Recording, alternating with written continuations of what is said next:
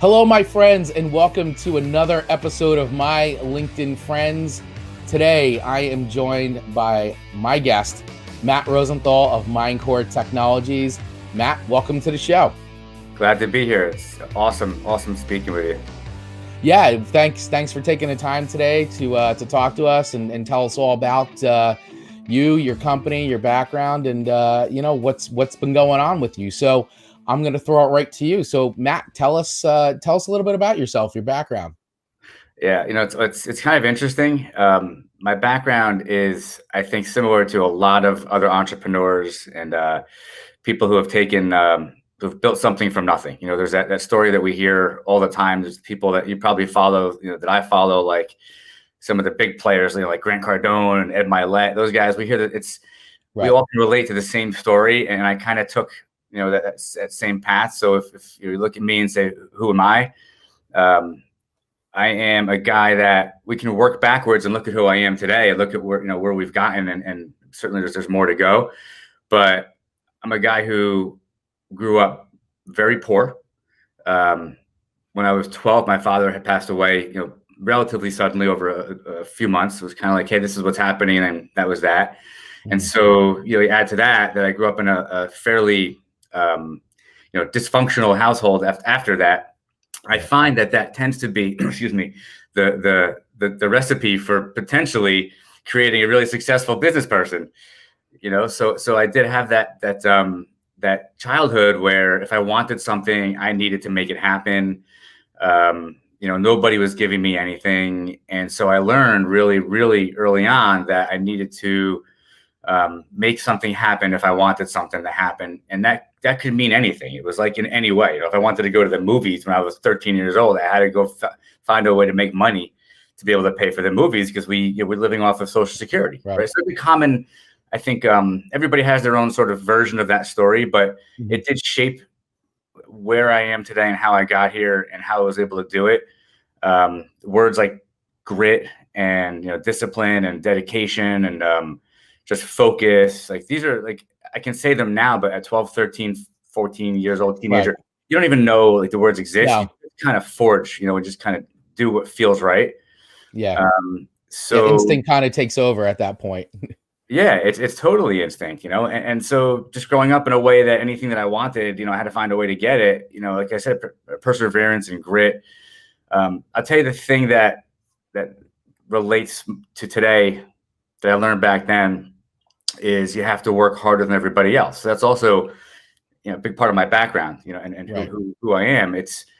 I was never the smartest person in the room, admittedly, although I felt like it sometimes. I worked harder than everybody else, and I didn't know that was so important in life, but in Mindcore today, that's how Mindcore became Mindcore, and we'll talk about that. But it's that story that so many successful entrepreneurs share. And look, there's entrepreneurs that make it, that went to Wharton, and grew up in the Hamptons, but that wasn't my background, and so I kind of like to say that, even though I do have book smarts, it was the street smarts and that tough early part of my life that went into my 20s actually, that actually made it possible for me to be in Mindcore and be what I am today, which is a coach to all of my employees, a mentor to a lot of other people, and to have had all the failures along the way.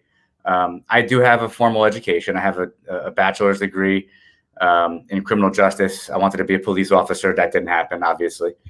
I have an MBA, which I got in my 30s, and so I have all that. I didn't take a traditional path. I took a very, very roundabout path because when you grow up the way that I said, you can imagine, you don't have that typical, like, okay, go to high school, go to college for 4 years. It took me 10 years to graduate from my undergraduate degree. I worked 14 hours a day at one point driving a truck. Yeah. So that's a sort of brief glimpse into my early life and my background. But yeah, I worked for once I got into IT in my late 20s, I worked for a $2 billion company. I rose from knowing nothing to being the IT director, overseeing 8 different business units in New York City and 35 or 40 employees. Like, I did all that corporate stuff. The most valuable thing along the way, and I think put the cork back in my background after that. The most valuable thing along the way for me with that background piece was working for the $5 to $10 million companies that had 15 employees, where I was an executive. And that is where I really learned how to take the corporate stuff and that Right. all of it, the education, the life experience. That smaller company was where I really learned the valuable skills about interpersonal communications and relationship management, and relationship maintenance and building, and just really connecting with people, and delivering like real value and service, and doing it for the right reasons, and connecting with people that want your type of service delivery. Like, I learned all that working for a small company as an executive. Mm-hmm. So I tried to just give you the 5-minute version of 12 years old to now. But it's been a ride, and I feel like I'm just getting started, believe it or not. I feel like at 47, going on 48 in a few months, I'm ready now to actually go 10 levels higher. It took me this long to get to that point, Right. Right. And I could totally identify with everything that you're saying. So I know the feeling, it's I'm 46, and I'm starting a new adventure in my life as well. And I feel like everything that I have been through over the last 20 plus years has really gotten me ready for this point. And I feel more energized than ever to go down this new path and this new journey that I've chosen. So I definitely identify with everything that you're saying. That's a cool feeling too. What'd you say? It's a cool feeling. Like, it's a great Yeah, feeling. no, it's the like, best okay, feeling. Yeah. I'm 40 something, and well, now I get it. Yeah, well, you got it's there's no substitution for experience, right? I mean, I honestly feel like no matter how much money you have in the world, it doesn't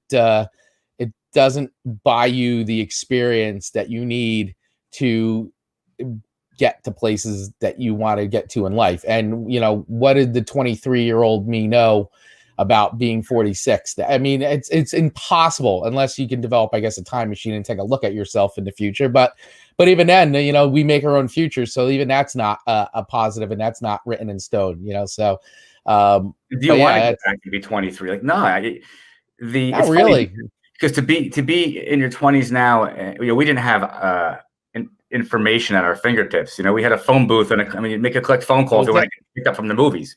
Yeah, exactly. Right. So you didn't have that. So, like, to be resourceful and to have experienced your 20s and 30s, for you and I guess in the 80s and 90s into the early 2000s, it was such a different time, and we lived in a different way. But when you mentioned money, it's probably safe to say, knowing your background a little bit too, that we've both achieved a certain level of success that it's impressive. But when you get to this point financially, I mean, I can speak for myself. I can tell you that has almost no meaning anymore, even though that it was a driving force along the way for the past 25 years, especially going back to being that kid that grew up very poor. The money mattered. I can tell you now, it's easy to say it when you have it, and you're comfortable, but it actually doesn't do anything. When you get past the material nonsense and you get past having a car or a nice house or eating wherever you want, the only thing that, in my opinion, that really, really matters is love, joy, happiness, and connection with other human beings, and your family. And it doesn't matter how much money you have. It is a good driver, but it doesn't bring you an ounce of happiness, in my opinion. It brings you momentary satisfaction. All it does is it makes things in life that you want to go buy or go do, in that sense of the material things, you have access to that, but it certainly does not buy the things that you described: happiness, meaningful relationships, love, joy. I mean, it really doesn't. And it's a temporary high with the money when you go and you can do things and buy things, but it's not long lasting. So it's about true happiness and waking up in the morning and feeling that feeling in your stomach, and you're like, yes, it's here I am. I'm up. I'm doing this. I'm living my life on my own terms, and I'm doing what I want to do. What makes me happy. So those are, to me, the most important aspects of life. Chris, when I was, I think it was about 5 or 6 years ago, I was I was actually in the back of my house, laying at the pool with my wife, and I got it in my head that I wanted a certain type of sports car, and Hmm. it was just because I was a kid from the apartments who had nothing. And I'm Right. like, I felt like if I got this car, I've never even driven one, this particular car. I'm like, it must be great. I got to get this car, and I got it in my head, and I went online and I searched, and I found one, and the car was in Maryland, and they shipped it up to me, and I went on Route 23 in Wayne. They pulled up to a big Target parking lot, and the car truck, and they just took the car off the truck, and I got in it, and it was the most surreal, out of body feeling to be in this particular car. Hmm. And it felt awesome for a little while, and then after a little while, I was like, wow, that doesn't really matter anymore. It's like, no, Right. okay. I sold it after a while because I'm like, that doesn't. I learned a big lesson in life. It doesn't matter. It has zero meaning that I had that car, and I realized I had to do it to get it, to realize it didn't matter. You know? Yeah, absolutely. And I think that's true for a lot of people. Is like Yeah. you think you want things, and when you actually finally have it, you realize, you know what, I really didn't need this. But and once again, it's experience, and it's something you have to go through, because it's Right. hard to describe that to people. Um, and it's a true experience you just have to live through and get to, and then to be able to make that realization, and that honesty with yourself of like, you know what, this isn't true happiness. It brought me momentary happiness, but it's not true long lasting. I'll say this. I'll say this, and I won't go any deeper because I don't want your show to be heavy. What that car does for you, what it did for me, what I thought it would do for me, a car can't do that for you. What you really want, what that feeling you want that you thought the car was going to give you, the car can't give you. It has to come from Right. inside your heart. That's it. Well said. Yeah. I have no comment on that, because it's actually you've said that perfect. Is completely well said. So, well, thank you for sharing all that. That was really great, and it's awesome to Cool. hear about your background. And we definitely have some very, very, very similar parallel stories and feelings and thoughts on things. I do want to hear a bit about your company, though. So let's transition into that. So tell everybody Sure. about Mindcore Technologies, and Absolutely. what is it? Yep. So we've evolved over the years. As I said before, I've been in IT since the late 90s, but Mhm. I went into business probably around 2004, 5, or 6, something like that. And so the company evolved. To tell you quickly, it evolved from me working in my basement in my house, just Right. me. People asking me to help them with IT stuff. Like everybody asks, if you Right. know an IT guy, you always ask for help. So it was never intended to be a business. It turned into one, and I discovered I was an entrepreneur, and I felt like, wow, this is it. I can help people, and feel good about it, and impact their lives. So over time, it evolved into a real business. I ended up having 4 or 5 employees, and we ended up doing very traditional IT services. Break fix, call us if you need us, and Right. then cloud came along, and I was way ahead of my time with cloud. This is 8, 9 years ago. We built a cloud in a data center, which we still have to this day, which clients still work on. But then again, to the point of pivoting, I had to see where things were going, and I had to pivot to, hey, what's coming down the road next? And it was something called managed services. And in our business, that's all that sort of proactive, helping people with issues and trying to kind of predict what the issues are going to be. It's a very proactive model. So we pivoted to that, and then they kind of mushed together, and it became that cloud and managed services really became the norm, and they became the commoditized way of business. So I had to pivot again, and I pivoted to what was the most real feeling, authentic thing for me, which is who we are today. And that is we're a technology service provider, and there is an acronym. It's called the TSP. We do have a blog about it, and I have some videos about it, where I talk about what it means to me, but I don't want to be put in a box, so to speak. And so I use that broad term of TSP because what we are is we're a guide. We deliver guidance, knowledge, and experience to business owners relative to how IT or how technology integrates and impacts and flows with their actual business and what they need. Right. So if you called me today and you're like, hey, I have a 50-person law firm, we're looking to make a change, we're not happy with our provider, which is a call we get. I don't take the approach, well, okay, how many computers and servers and people do you have? I take the approach, and this is where I live in this space. I need to speak with you, Mr. Business Owner, and I need you to just kind of tell me who you are, what your business is, what your goals are, and like, where are you taking this company? Like, how do you treat your clients? Then from there, I can focus on a solution, because every business has some different flavor of what IT solution they need. Mhm. And it may be that we deliver cloud for you and we do it in our own cloud, or we deliver the managed services for you as a tool, or the antivirus or the cybersecurity or the phone system. Like, we do all that, right? So is everybody else.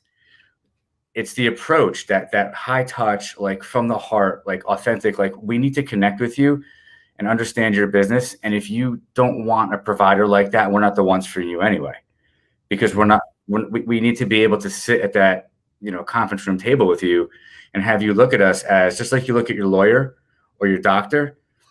You got to look at us as somebody that's really, really important in your company, because we are possibly the most important, quote unquote, vendor or partner in your company. And Right. what just happened to all of us with COVID was Right. the biggest wake up call for every business. If your technology wasn't where you needed it to be because you weren't looking at technology that way, you couldn't go work from home and you couldn't service your customers effectively. Right. And It's we, that scenario that nobody ever thought would come. When you talk yep, about like quote unquote doomsday scenario or worst case scenarios, like you talk about this stuff, and I've and I know you guys put yourselves out there before all this happened, like be prepared, it could come, and and you don't know how or we when. expect people to listen to us. Right. And then here it is. I mean, this is exactly it. It's like this is the exact It scenario. happened.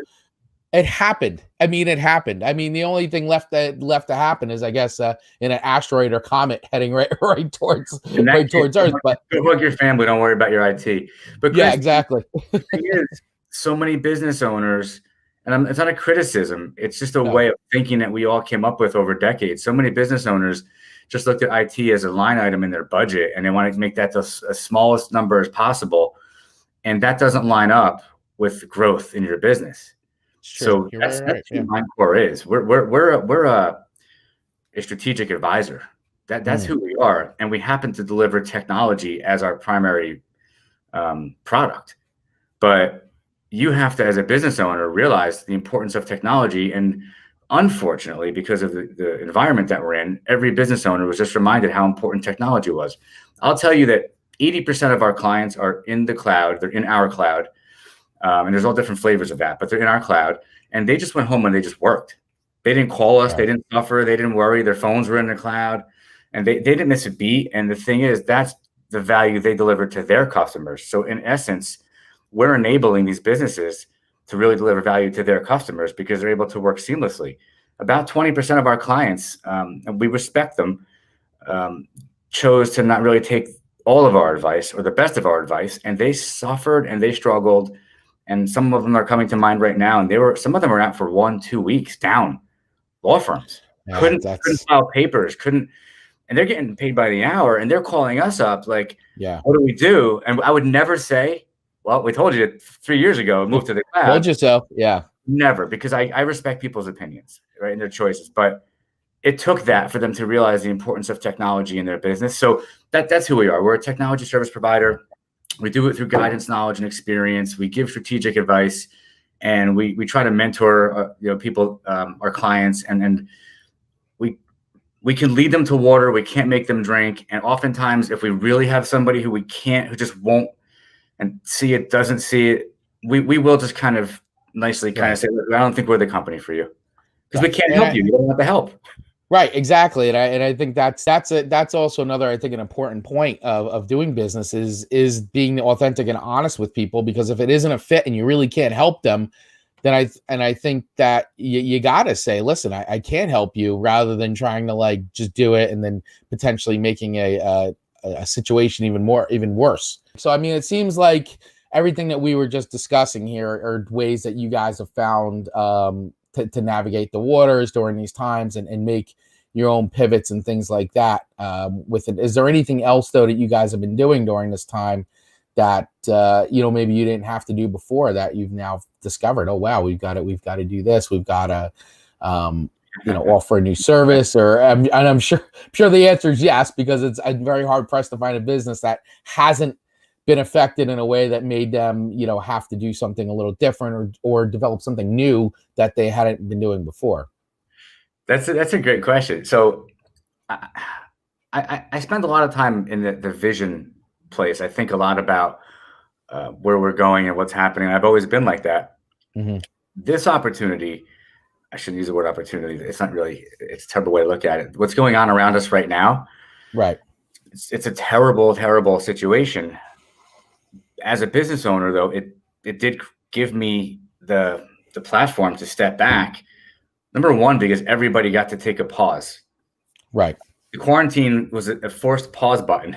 And that when we hit the pause button, it gave me a chance to stop running 1,000 miles an hour, which I've been doing for 20 years, and be like, oh, okay, what are we doing right? What are we doing wrong? And not that I even know what's right and what's wrong, but you go with this gut feeling of like what's working, what's not. And so for us, it's always been that workflow and process that I mentioned before. In my business, in the IT services business, process and workflow don't tend to be something that you find common. And I always tell people when we're being interviewed, or if we're interviewing a potential client, I always tell them, whoever you choose, just make sure that their processes and workflows internally are bulletproof, and that their culture is one of process and workflow. And so this time we've stepped back. We're super process driven and super workflow driven, because it's the core, it's the glue that holds together our ability to deliver white glove service. We don't have any products. I didn't invent Amazon, right? We don't have any products that are special. We don't invent things. We don't create new products. We fabricate. We take what already exists and we match it to somebody's needs. So what is it that separates us, that I was able to take a step back and take even to the next level? It's the feeling that our customers get. It's the feeling that people get working with us. And it's that white glove feel, right? So what allows us to do that? It's our own internal processes and workflows. And it's a culture. So we stepped back and we kind of reinvented ourselves, and we looked at everything that we're doing that we could do better, smarter, faster, and more efficiently inside of our own company, within project management discipline, within service delivery day to day, within finance. And in our business, it's not common. I can tell you that it's not common. And I can tell you that most people will say that they focus on it. And I can tell you that it's not true. And I'm saying it's not true because I've dealt with so many other companies like mine, and I've stepped into so many people's businesses who have brought us in to find huge messes. And the biggest pain that we uncover with people in their experience with IT firms is this feeling that things aren't finished, things are left undone. There's no follow-up. If you ever shop at Nordstrom, and I don't want to include or exclude anybody that's watching this, that happens to be a store where, if you ever go into that store, if we ever go in there again, in the past, if you go into Nordstrom's and you buy something, you could buy a pair of socks. They'll put it in a bag.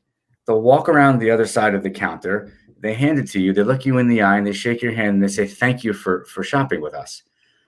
It's a small thing that you wouldn't think makes you feel good, but I'd go back to that store over and over and over because I feel like they care about me. That's what we've done. We've always been that way, but we've taken the opportunity to slow down, make sure we're doing that the right way, and it's real and it's authentic, and that everybody in my company feels that. And because if you don't feel that, you can't work in my company. You have to feel that as a person. And yeah, you have to be a technology professional, but you have to feel like you care about people. So during this time, we step back and we really double down on that. And then more like logistically and operationally, I doubled down on marketing. I mean, I've doubled my marketing spend. This is the time to do that. Social media marketing, advertising. We've doubled down on the most important thing, which is, there's two things here, but they're both equally important. Making sure that my employees all keep their jobs. Okay, so that's been very important to me. And I made a promise to them 6 months ago, and I've been able to keep that promise, that salaries don't change and jobs don't get lost. And I knock on wood, I've been able to keep that promise. and the promise to our customers that we will always treat them like the most important thing in the world. And so we've taken this time to make sure that we haven't gotten off track and lost sight of that. That as a company, that's our differentiator. It does start with me. I believe every small business is an extension of the business owner's personality and the way they feel. And Right. You're hearing me, and I hope it's coming through as real, because this is who I am. My company is this. This is who our company is, and we've just made sure during this time that that's still there. And one last thing. I mean, the most obvious thing that we've done is I stepped back and I said, okay, like everybody else, let me double check my expenses aren't too high. Let's cut where we can cut, not people, but. And it's funny. I found the extra things, there's a little things that you just don't think about till you start looking at it. I found about 15% that went back down to the bottom line, which is a big number in our business. Because in my business, there are most firms in my business, their bottom line is 15%. That's their net profit is 15%. I found 15% more just by reducing expenses that we just didn't stop and take such a close look at as things built up over the years. Now, I've done two acquisitions over the past 2014 and 2016. So was that 6 years? I've done 2 acquisitions, which is where I've got most of my growth from. In that process of doing that, you get bigger and bigger and bigger. I never stopped to actually say, oh, let's just stop everything and make sure we're not overspending. And this past 5 months, we've done that. And I was like, wow, we found 15% to the bottom line. That's bonuses for people. I've given people raises in the past few months. It's huge. It's huge. It's huge. Yeah. And it gave us the revenue we needed. It gave us the extra cash flow. We didn't need it, but it gave us the extra cash flow. I threw it all at marketing. It's all going to marketing so we can reach more people and help more people. I don't feel as a business owner that focusing so much attention on that for the past 5 or 6 months, which you could feel this way. And I've thought about it. I don't feel that I've lost any ground. Right. Because right now the playing field has been leveled. I think everybody's sales have kind of just gotten to a certain level. I think everybody knows that we're waiting for everybody to get more comfortable to really start investing in IT again. And it's starting to happen. Not that there's no sales for anybody, there is, but it's okay to take the time now to stop, regroup, make sure you're doing the right thing. And if you do need to pivot, you have time. You have the rest of this year, pivot, go into 2021, doing it the right way, pivot now, and don't be afraid. I agree. I tell people that all the time. And listen, in business, right, we're all taught, plan for the future, plan. What's your 5-year plan? What's your 2-year plan? What's your 10-year plan? And I'd say right now, as of this second, all that's got to go out the window, and you got to plan for now and tomorrow, and then the next day, and then the next, listen, it's not being pessimistic. I think it's just realistic, because we're in a world right now where things are changing every single day, and anything can happen, and you just got to take it a day at a time. That doesn't mean you can't not set goals, long-term goals, short-term goals, still do all that, but don't worry so much about 2021 at this point. Worry about now, today. What can you do today that'll make tomorrow better, and then the next day, and then keep doing it like that. Don't get too far ahead of yourself. I mean, that currently in this current situation, because I don't think anybody plans enough for now. It's okay. You're not missing. You're okay. You're not going to lose out. You're not, as long as your business is at a size and it's large enough that you can do that. And it's the idea, Chris, of like work on your business, not in your business. We all hear that. Exactly.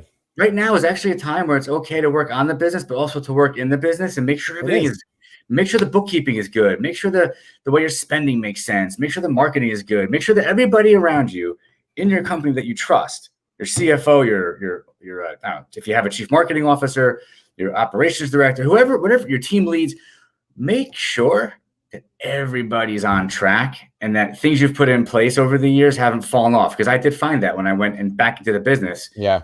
Found that things that I thought I put in place a couple of years ago, habitually, people were like, oh, back to old habits. And I didn't even know it. Yeah. And we were still doing great. you know? And you know what? And it's fine. It's good to do a little housekeeping, tightening things up, looking at, and like you said, it's okay to work in the business for a little bit now and still work on the business. You can put the 2 hats on. Set yourself up to go back and work out of the business, or work on the business again. But make sure you know your ship is like tight. Yeah, no, agreed. I couldn't have said it better. So that is awesome advice, and thanks for sharing all that. It's really really great. Thanks for sharing your story, your background. I think it's going to benefit a lot of people to hear that, and I think a lot of people out there who are listening to this and watching this can certainly identify with everything that you were saying here today. So I always like to ask, because I think it's wonderful, because once again, wherever you're watching this or listening to this, it's all about connecting, right? It's all about relationships and being able to talk to people. So Matt, what's the best way for people to reach out to you directly if they want to speak with you and talk to you? Yeah, awesome. So the easiest thing to do is just call me. I'm old school. I love to just pick up the phone and talk. Hit the digits. What was that? I said hit the digits. Yeah, hit the digits. So you can definitely get me. It's 973-664-9500 is our main office number, and I'm at extension 7123. You can email me. It's matt.rosenthal. I'm sure Chris, you'll put that up on the screen, I guess. Absolutely. Yep, it'll be on the screen. It'll be in captions. They'll be so matt.rosenthal@mind-core.com. You can hit me on LinkedIn. We can message back and forth there. I'm on Instagram. That one I don't know offhand, but yeah, I mean, you can hit me all those different ways, and I'd love to speak with anybody that just wants some advice. I love sharing advice and chatting about mistakes, and how we've gotten through them. Yeah. I mean, there's nothing better than just being able to have a conversation with somebody and help them out and talk to them and just be real and authentic with no ulterior motive. It's nice to just have those kinds of conversations with folks. Chris, we also have the website. Obviously, is yes, obviously, yep. Mind-core. It's mind-core.com. If you go on there, I don't know, I have 50 or 60 videos. I'm spending a lot of time putting out content that's just totally informational. There's some really cool content on actually a lot of the things we talked about today. So if you go on there, you'll see the videos page, and it brings you to our YouTube page. So I definitely encourage you to go there. And I'm not sure if you're going to ask me this. I know we have about 2 minutes left, so I'm going to throw it out there. There's something that I love to tell everybody, and it's this: make a decision, right? Some decisions are wins, some decisions aren't wins, some decisions lead you to fail. Make a decision. Don't get stuck in analysis paralysis. Like, make a decision as a business owner, as a business leader. Make a decision. Don't let fear stop you. It's okay to be afraid, but get the info you need. Get whatever you need to make a decision, and make a decision quickly. And I don't mean like in 2 seconds. Don't deliberate too long. Make a decision and just move it forward. And have a. Some people say, if you listen to Arnold Schwarzenegger, he'll say, don't have a plan B. Right? You don't want a plan B. Just know that if your decision leads you in a certain direction, that it's not going to crush you. Okay. I mean, hedge it. You just kind of know what your decisions risks are, but make a decision and don't be afraid to. And now is a great time to make decisions. I want to say thank you, Matt, so much for coming on today, speaking with me and sharing all this wonderful information about yourself and Mindcore Technologies. And I urge everybody out there who's watching this and listening to this to please connect with Matt, check out Mindcore Technologies, and connect with him and talk to him. As you can see, he loves sharing advice and talking to people, and so go right ahead and reach out to him, because that's what it's all about at the end of the day: developing relationships, increasing your network, and chatting with like-minded people. So thank you guys all once again for watching and listening to the My LinkedIn Friends show. Thanks again, Matt, for coming on, and we will see you guys next time. Thanks for having me.